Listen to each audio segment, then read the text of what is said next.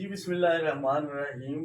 Programme देख रहे हैं टुडे विद जाहिद महमूद राना। मैं हूं आपका होस्ट जाहिद महमूद राना। आज हमारे साथ जो मेहमान है सीनियर सहाफ़ी कमर चीमा साहब, जो इंटरनेशनल मीडिया को डिफेंड करते हैं और पाकिस्तान के बारे में जो है इनका बड़ा तजर्बा है।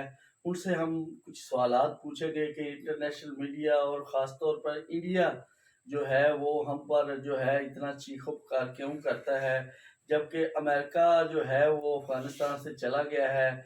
और इनके भी इस बारे में चीमा साहब हमें बताइएगा कि क्यों ये इंडियन मीडिया इतना चीखो पुकार कर रहा है। देखिए राना साहब, बहुत शुक्रिया सबसे पहले तो आपका। दूसरी बात यह है कि समझने की बात यह है कि जब रियासत की जो पॉलिसी होती है वो नाकाम हो रही होती है, जब हुकूमत उस तरह डिलीवर नहीं कर पा रही होती, और जब नरेंद्र मोदी साहब ने जो इक्तसादी वादे किए हुए थे अपनी आवाम से वो डिलीवर नहीं होते, तो फिर उनके पास एक सबसे अच्छा बहाना यह है कि आप एंटी पाकिस्तान बैशिंग करो। अभी आपको पता है, रिसेंटली 4-5 माह पहले जब कोरोना की जो सेकेंड वेव भारत में आई, तो उसमें से हज़ारों लोग जो थे इंडिया में वो मारे गए। एक एक दिन में कहा जाता है कि 10-10 हज़ार लोग जो थे वो इंडिया में मारे गए, लाखों लोग इंडिया में मारे गए हैं।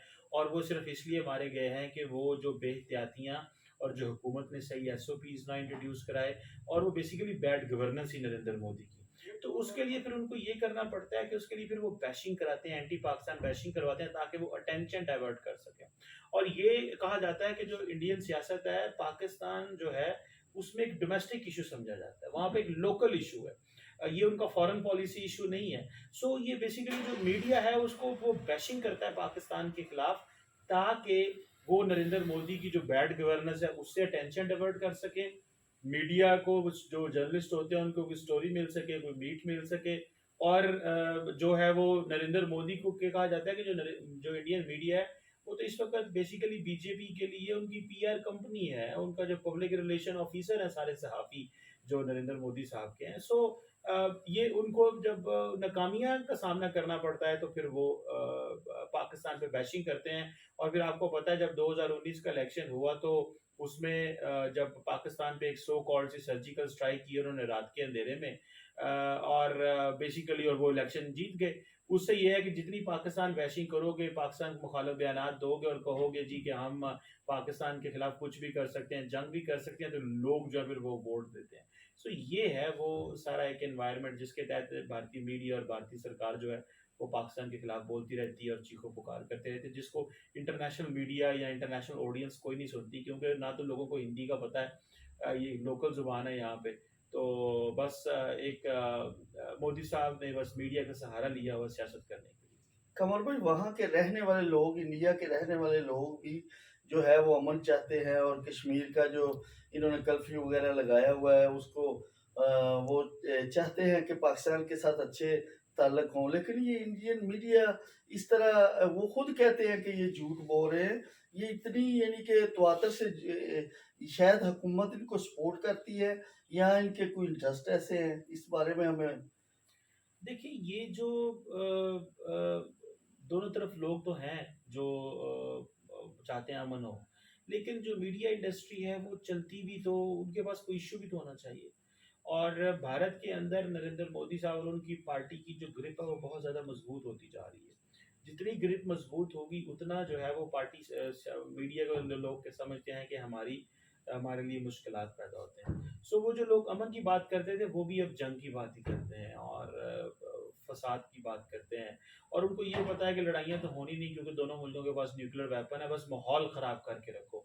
सो ये एक तबका है जो भारत में माहौल ख़राब करने की बात करता है और वो इस वक्त डोमिनेंट है। बिल्कुल। अफ़गानिस्तान में इंडिया के बहुत से इंटरेस्ट थे, उन्होंने कारोबार वहाँ बिज़नेस किया, हमारे खिलाफ बहुत सारा प्रोपेगेंडा किया। अब जो अफ़गानिस्तान में आप इंटरनेशनल जो है वो अमेरिका हो या बीबीसी हो, आप वहाँ डिफेंड करते हैं पाकिस्तान को। तो बताइएगा कि पाकिस्तान इस सूरत हाल में, जबकि पाकिस्तान के अंदर भी क्राइसिस है और वो एक मज़बूत जो है वो उतना नहीं हो पा रहा। इन लड़ाई पहले तो कोरोना की वजह से और अब इन लड़ाई झगड़ों की वजह से, जब आपके हमसाए कमज़ोर होंगे तो ज़ाहिर है मुसलमान भी हैं वो भी पाकिस्तान में आएंगे। तो आप हमें आज बताइएगा कि इंटरनेशनल सिनेरियो में हम कहाँ हैं। دیکھیں یہ اس میں راہ صاحب جو اہم بات سمجھنے کی یہ ہے کہ پاکستان نے پوری دنیا کی مدد کی تاکہ افغانستان میں امن آ سکے، پہلی بات۔ دوسری یہ ہے کہ جب وہ لڑائی لڑنا چاہ رہے تھے تو ہم نے اس پر بھی ان کی مدد کی۔ جب وہ انہوں نے پولیٹیکل ڈائلاگ کرنے کی بات کی طالبان کی، تو ہم نے طالبان کا جو دوحہ آفس ہے کھلوانے میں مدد کی، اور طالبان کے لیڈر جو ہمارے پاس قید تھے وہ بھی ہم نے چھوڑے۔ سو طالبان جو ہیں، ہم نے تو دنیا کی مدد کی ہے، ایک بات۔ دنیا نے اس کو کس طرح لیا، کیونکہ دنیا کو پرابلم یہ تھا کہ جو ان کے لوکل پارٹنر جو تھے، جو اشرف غنی، حامد کرزائی، عبداللہ اور بہت سارے اور لوگ، یہ سنسیئر نہیں تھے، یہ ایک کرپٹ ایلیٹ ہے بیسیکلی، جس کی عوام میں کوئی جڑیں موجود نہیں تھیں۔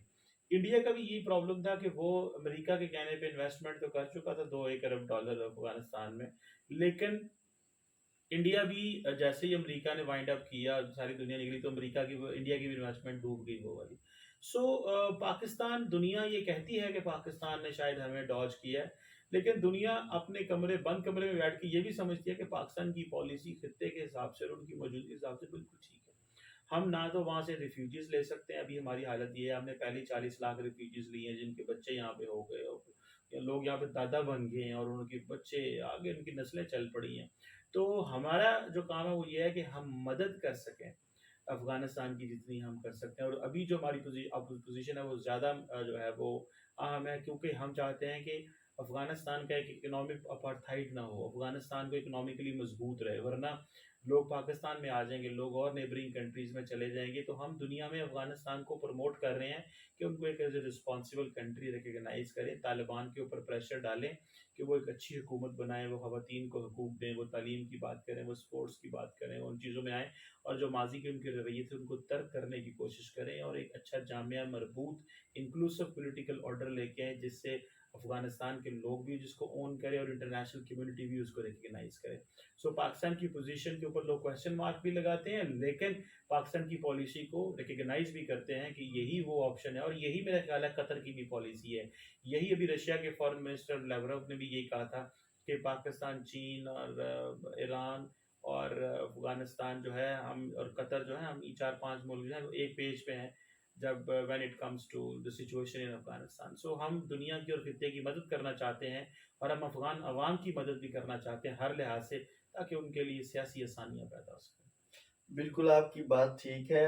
جو عمران خان کا یہ بات ہے کہ سب سے پہلے حالات تو پاکستان کے جیسے ہیں، آپ کو پتہ ہے کہ انٹرنیشنل جو ہے ایک مرتبہ سٹرانگ میسیج دیا جائے لوگوں کو کہ پاکستان نے بہت مدد کی افغانستان میں جو ریفیوجی تھے، ابھی بھی ان کے بچے ادھر ہیں، تو پاکستان جو ہے وہ کیوں یہ بار بار جو ہے وہ دنیا کو ابھی کھٹک رہا ہے کہ پاکستان کہتا ہے کہ افغانستان میں اگر امن ہوگا تو ہمارا یہ لوگ انڈیا بلکہ اس کو الٹا لیتا ہے، وہ کہتا ہے کہ یہ پاکستان کے ہی سب کی ادر ہے، تو اس میں پاکستان کون سی پوزیشن لے فائنل کے اس میں ہم؟ دیکھیں، عمران خان صاحب نے پوری زندگی ایک ہی بات کی کہ افغانستان میں پولیٹیکل جو ہے وہ سلوشن ہے، اور آج ثابت ہو گیا کہ پولیٹیکل سچویشن ہے۔ میرا نہیں خیال ہے میں انڈیا کو دھیان دینا چاہیے، انڈیا افغانستان کا نیبر نہیں ہے۔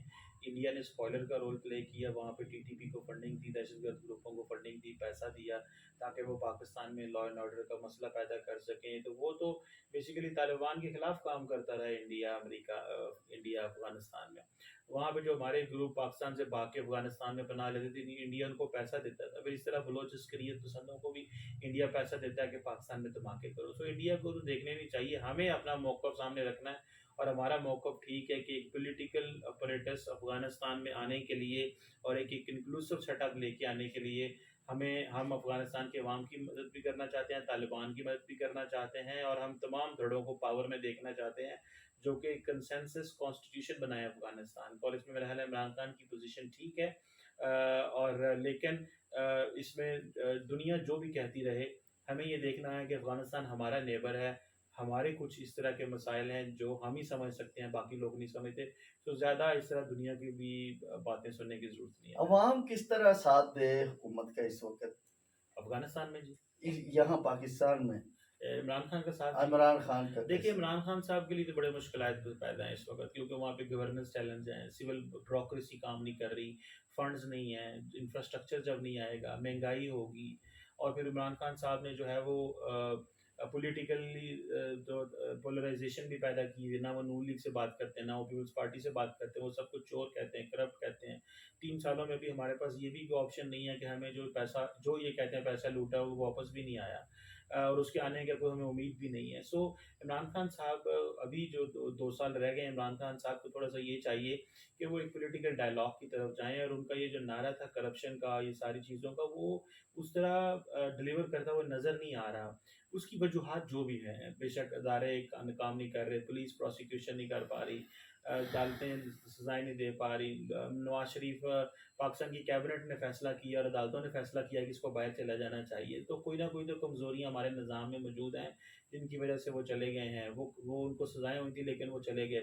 सो मेरा नहीं ख़्याल इमरान, यहाँ पाकिस्तान में कोई पैसा वापस नहीं आना। जो काम करना चाहिए कि वो पॉलिटिकल कंसेंसस पैदा करके मुल्क के अंदर लॉ एंड ऑर्डर मेंटेन करें, गवर्नेंस दें, इकॉनमी मजबूत करें, सियासी तब अच्छी तब्दीलियाँ लेके आएँ, अच्छे लॉज बनाएँ ताकि अवाम की बेहतरी लेके आएँ।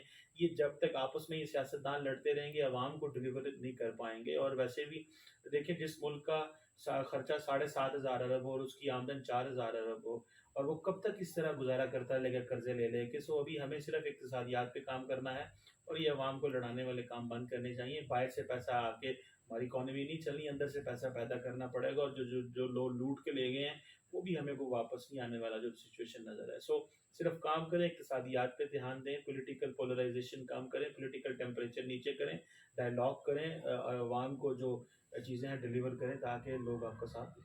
बहुत बहुत शुक्रिया आपका।